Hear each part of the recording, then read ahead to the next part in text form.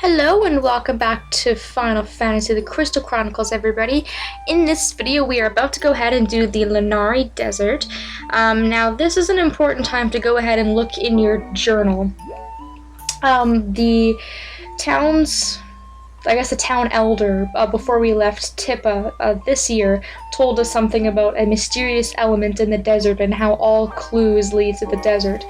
Well, I don't need to be, spoil it, but the pieces of the poem that Gertie has been telling you is going to help you solve this puzzle. Now, of course, I'm just going to tell you how to do it anyways, but if you were doing this the non-cheap way and you were like really smart to figure it out on your own, every time Gertie gives you a piece of the poem, he'll give you something that will help in the desert to get the mysterious element to appear. So his second clue was of crumbled inn, few reminisce, its faulty beams will not be missed. So that would be the second step, and you would somehow have to figure out where this faulty inn in the desert was and which spell to use. And if I find his first entry here, we got our first one in year 3, and it was lightning brings the cactus pain, now it all begins again. So something about lightning and a cactus would be first. So if you are fortunate enough to have a bunch of Gertie's entries, you could do it that way, but if you're like me and you just have something to help you along, I'm going to go ahead and I'm going to just do it in one video. However, I think what I'm going to do is for the time being, what I'm going to do is I'm just going to go ahead and I'm going to do the stage as it is, and I'm not going to worry about the actual element, and then I'm going to do an entire video that's a very, very short video that's strictly dedicated to finding the element, so that people who are just looking to get the element don't have to watch the entire stage, and then those of you who are looking for the stage can watch the video of the actual desert, and then maybe watch the video on the mystery element. So anyways, that's what I'm going to be doing for this stage. Without any further ado, I rambled on long enough. We're going to go ahead and get started.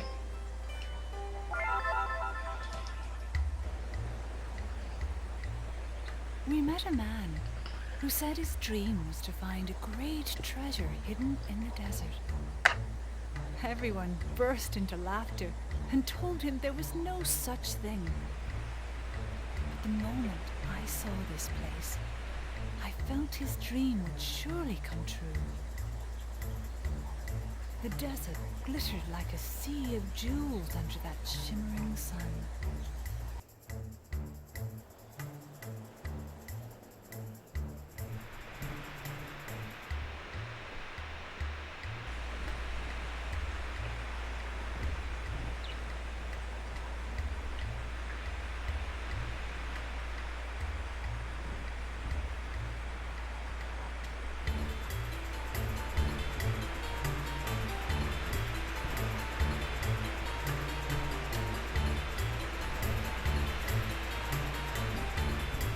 Okay, so the Lynari Desert, and for those of you who don't want to find the element on your own, hint hint, wink wink wink, look at the order of the things that were being shown in the opening cutscene for this place. That'll help you out immensely.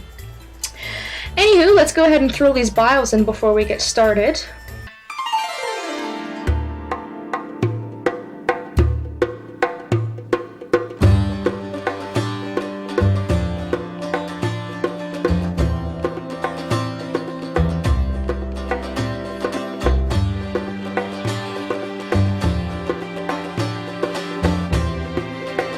And I cut Monarch's hair before I got here. I said it in the last video to cut his hair because you will be screwed otherwise. This is the hottest level in the entire game, and if you don't cut his hair, you're going to be screwed. Poison is quite common here. Anytime these scorpions touch you, even like once, they just touch you, you will get poisoned. So that is very annoying. So you definitely want to have some food handy. If you have something to resist against poison, I suggest bringing it along. You can also change your chalice to a certain element, and I can't remember for the life of me which one it is. I have a water element right now, but I know if you have a certain element, you can actually resist poison, which would be very, very useful in this area. Petrification is also quite common here. And for this area, I'm kind of not really explaining what I'm doing. I choose to go around the outside of the area and work my way in because this area is absolutely gigantic. It's huge. It's very easy to run around in circles and get lost and things like that. So I like to make my way around the edge, get any treasures or anything like that around the edge first, and then I go ahead and I go into the middle of the desert where I will usually find chests and things. So well, that's usually my game plan.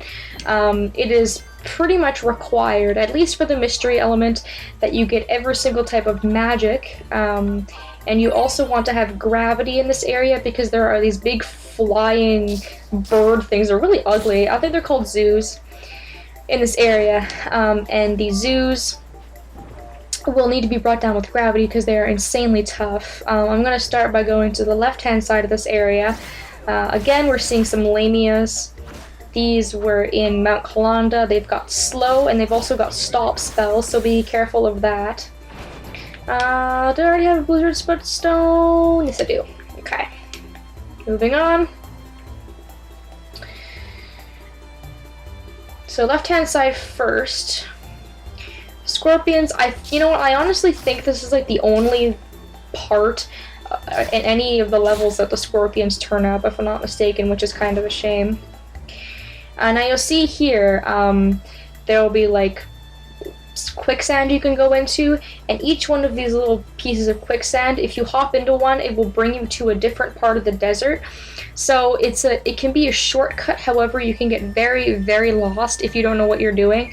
I'm not going to use any of the shortcuts. I might come back here and maybe like splice in where the shortcuts take you, maybe after the boss battle or something, but I'm not going to use them because I don't really want to confuse people by hopping around everywhere. I have a map in front of me, obviously, and I know a lot of people don't, and I don't know how good resources are on the internet for maps and things like that, so I'm not going to confuse people. That's our first chest, which again can be found if you just follow the left-hand side of the wall there. And then what you want to do is you want to dip down here. And it'll be our first little element changer, I think, around here somewhere. Here it is. I'm going to go ahead and change it to Earth. Just for the heck of it, because I think Earth will actually help us in this area. Yeah, I would definitely recommend switching your shells to Earth because you'll actually get protection from poison and petrification, which are two of the biggest and nastiest status effects you're going to run into in this area. So yeah, it's kind of nice because the game kind of hands that to you, which is really awesome. So I would definitely recommend switching it to Earth if you don't have Earth already when you get here. You'll thank yourself because you won't be using as much food and stuff like that trying to heal your poison and your petrification. So there we go, there's lamias, getting rid of those. There's also a chest here wedged in the very corner. Mithril armor, I can get rid of that because I already have mithril armor. So from the little element changer, I just went to the right down into this little dip and got that treasure chest. And if I continue north, from where or south I should say, from where the little element changer thing was. See, the guy calls them hot spots, but for some reason, I don't know, hot spots just doesn't really make any sense to me, I don't know.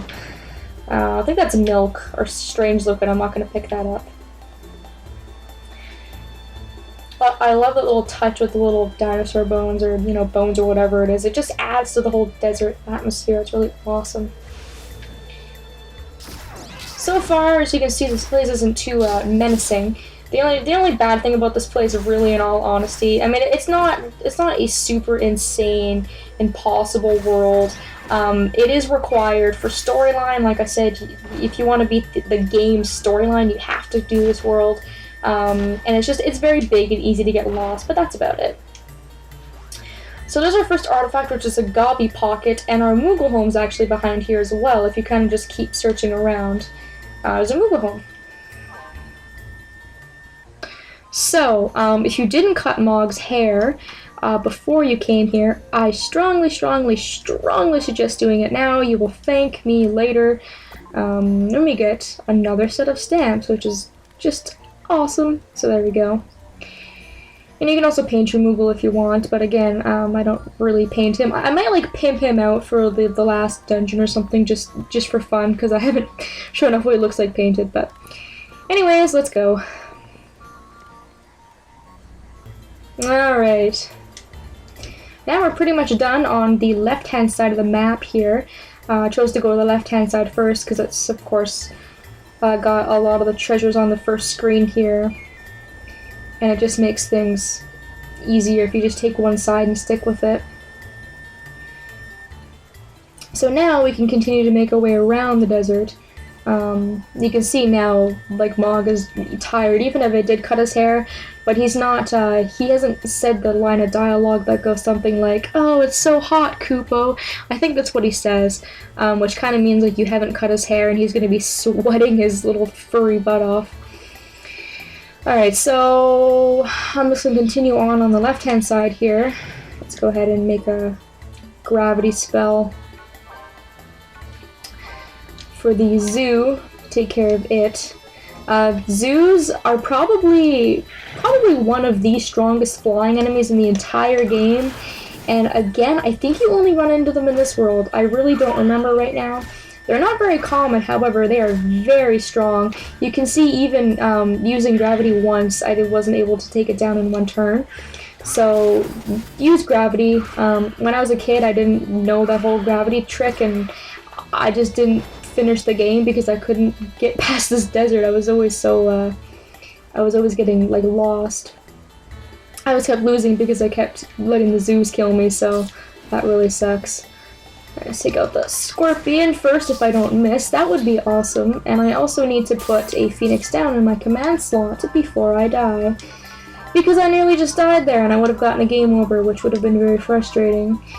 And I didn't get a cure stone either, did I, guys? I wasn't paying attention. However, I don't think that I did. And I would kind of like to have one because it's very, very useful in this world to have a cure stone. And I didn't mean to destroy that. Oh, I hate that. The one thing I wish they would have changed about this game is if I have it on destroy, it won't be moved back for the next time I go to use an item, which is kind of frustrating. But just moving on along here. Again, not mandatory or necessary to kill any of these enemies, but you might as well do it anyways. What I suggest doing is I actually just suggest, like I said, going around the perimeter, and then like killing any enemies. I don't know why I can never say that. It's always just a tongue twister for me. Any enemies you find, and then what you can do is you can go along in the middle of the world and search for the treasure chest without really having to worry. You can kind of scout out the treasure chest without having to worry about any enemies getting in your way, which is kind of nice. Which is kind of what I'm going to do. It just makes things a whole hell of a lot easier. You'll definitely see that here. There we go. And we're almost... Actually, we're pretty much... You see there's like a roadblock here. That kind of indicates that the left side is ending, and now we're going to go to the other side of the map. And there's also not a kind of a door, quote-unquote, that's going to go to the next screen, by the way. You do have to take a one of those little quicksand shortcuts. I will tell you which one you have to use, which is kind of annoying too, because you can get really lost trying to find which quicksand goes to where, and there's actually, the only way you can get to the next screen is to use quicksand. So this level is definitely tricked out with a lot of, quite a lot of puzzle work, and it's actually pretty clever when I think about it. So, Zoo's Beak. Okay, some crafting material. More lamias. What's new? Oh, and then we get one of the most, in my opinion, besides the Tonberry chefs, we get the Cactars. I don't play a lot of Final Fantasy, which I don't know, I might have mentioned it, I might have not mentioned it. I actually don't play a lot of Final Fantasy other than this game, but whenever I think of Final Fantasy, I think of Tonberry chefs and the Cactars or Cactuars, or however you pronounce it. They're probably one of the most memorable kind of video game enemies of all time. I don't know why. Maybe just because they look so silly. But they're just, I don't know, they're memorable for some reason for me. And again, I think the cactuars are very, very unique to the desert and the desert only. I really need to find a cure stone. Seriously, this is ridiculous. I'm gonna eat all my food and be completely screwed for the boss. Now these little... Okay, that beeping's gonna drive me mad. Seriously. Good thing I got lots of rainbow grapes.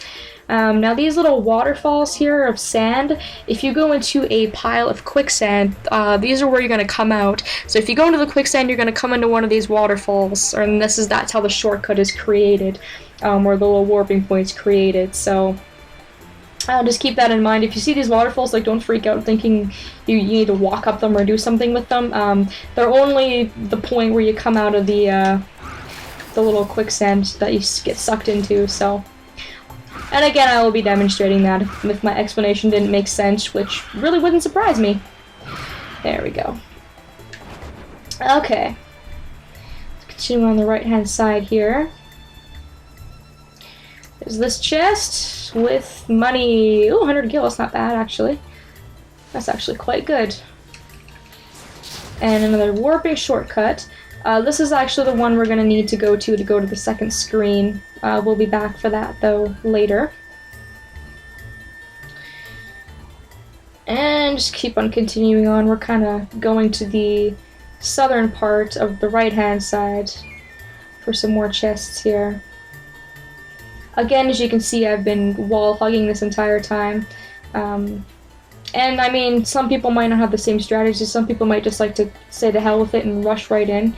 But I like to be a little bit more methodical than that and have a way of figuring stuff out so I don't miss any chests and things like that. Oh crap. Of course Mog's tired now. That doesn't help. There's another chest around here. There it is. Trying to get rid of all these enemies first. And in terms of enemies, the enemies are tough, and they do come in mobs, but they're really not that bad overall.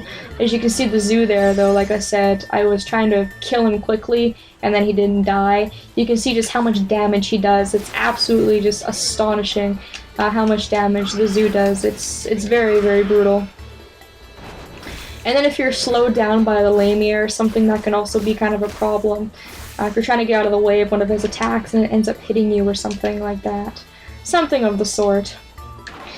And there's our gill. So we've gotten all of the treasure chests in the perimeter of the area. So now what we're going to do is we're actually going to go into the heart of the desert. And there's only 2 chests hiding out in the desert itself, but they're really hard to find because the desert's so friggin' big. Around here there's also another ground, there we go, there's also another earth hotspot. You can change your element. So what I'm going to do is I might have to just cut until I actually find the treasure chest because they're really hard to find. I don't really have a method for this. I basically just kind of make like lines, walking like lines in the desert until I find it. There's 2 chests like I said, and I'm just going to try my very best to find them. And when I do, I'll let you guys know, because I could seriously be running around here forever. I mean, I have the map, but the map is drawn out of scale, like I had mentioned before. So, the treasure chest will look like it's somewhere really, really close, but it's actually quite far away from me. So, yeah, I'm just going to go ahead, I'm going to kill some of these enemies that are hiding out in the desert here, so that they won't disturb me while I look for this treasure chest. So, I'll see you guys in a minute. Okay, so here's our first chest. It didn't really take me that long to find. All I had to do was just do a little bit of wandering. And it's got a piece of clockwork, which I think I can't even use. I think it's for ukes or something like that.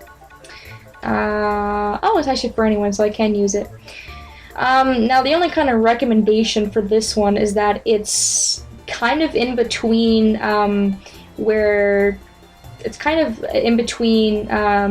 the left-hand wall and the right-hand wall, which doesn't really make any sense. But if you go south, I see like there's this big wall here, and if you walk along it, it actually connects the left-hand side of the area with the right-hand side of the area, and the chest is kind of like in the middle of this big wall here. The reason I didn't really show you this wall is because I went from left to right first, but if I had gone from right to left, it would have made more sense. So Again, like I said, I don't really have any great explanation for finding these chests. That's the first one. The second one is actually a lot easier to find because it's by a landmark of some sort in the desert. It's actually right over here. I'm gonna ignore these enemies for now. I'm gonna open this up with, what does it have in it? Frostcraft. Okay. So that's our second piece of treasure in the desert itself, and the reason that this one is quite easy to find is because it's by these big rocks that are in the desert. So if you go like south of where this gigantic rock is, that chest is going to be really, really easy to find.